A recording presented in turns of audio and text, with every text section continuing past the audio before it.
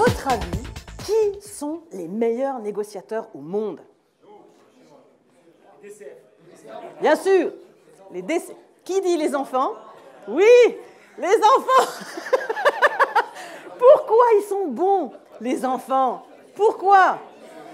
Hein? D'abord, ils sont extrêmement spontanés. Vous avez déjà remarqué la spontanéité dont les gamins sont capables?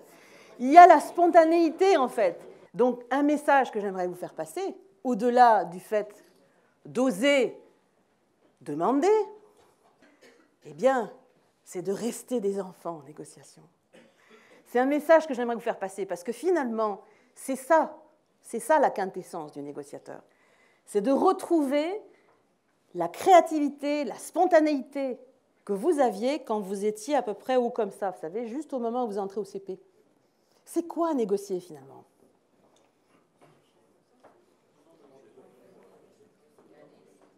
Ah, c'est pas simple. En tout cas, je peux juste vous dire un truc, moi ça fait 26 ans que j'enseigne la négociation. C'est un truc qui n'est pas naturel. Et qui n'est pas naturel chez nous, en France. Ce n'est pas dans notre culture. Ce n'est pas dans notre culture de rentrer spontanément dans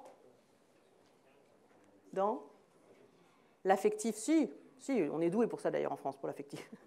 Pour pleurer, pleurnicher, machin, on est très doué. Non, on n'est pas doué finalement pour rentrer dans l'échange. Parce qu'il y a une question, et si vous ne devez retenir qu'une seule chose de cette conférence, au-delà du fait que c'est bien de rester un enfant en égo, qu'il y a 8 alternatives, retenez la question magique, celle qui ouvre la caverne d'Ali Baba des négociations, et dans laquelle on ne rentre pas spontanément, parce qu'on n'est pas câblé comme ça, on n'est pas éduqué comme ça. C'est: sous quelles conditions, mon chéri, est-ce que tu serais prêt à me laisser aller voir les stars ce soir? Concrètement, qu'est-ce que tu veux en échange? Mais quand vous savez que c'est celui qui fait la proposition en premier qui prend le leadership, faites des propositions. Pensez aux formules magiques, parce que les formules magiques, c'est comme faire une maths. Si vous les apprenez par cœur, elles marchent très bien.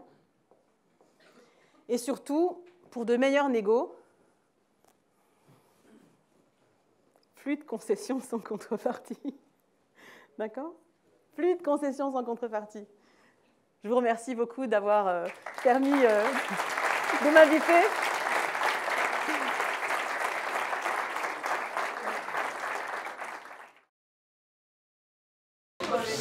Bonjour, Tanguy Hamet, trésorier DCF Lyon. Donc c'est ma première AG ici, donc j'étais ravi de pouvoir assister à la conférence et qui permettait justement de retenir les bons éléments de négociation entre l'ego, le négo et le non-égo. Donc je pense que c'est très vite utilisable. Patrick Pelluard, président de Bayonne Pays Basque.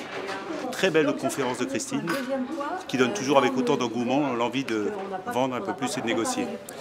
Bonjour, je suis Emmanuel Rétif, je suis directeur des ressources humaines, ça fait 20 ans que je suis dans le métier et Christine Morlet nous rappelle en quelques minutes les fondamentaux du métier, les fondamentaux de la négociation et je vais retenir un mot de sa négo et de sa présentation, c'est qu'une négociation ça coûte toujours quelque chose et ça bien souvent on l'oublie. Une fois que c'est préparé, je crois que c'est la meilleure des choses. On sait où on va et ce que l'on va céder. Nous sommes étudiants de Novantia en Master 1 en développement, commercialisation et achat.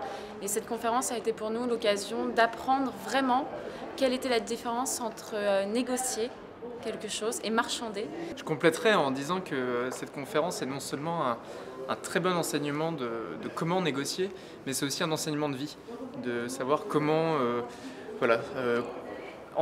gérer une relation, et comme la conférencière le disait, ça sert aussi bien dans le milieu professionnel que dans le milieu personnel.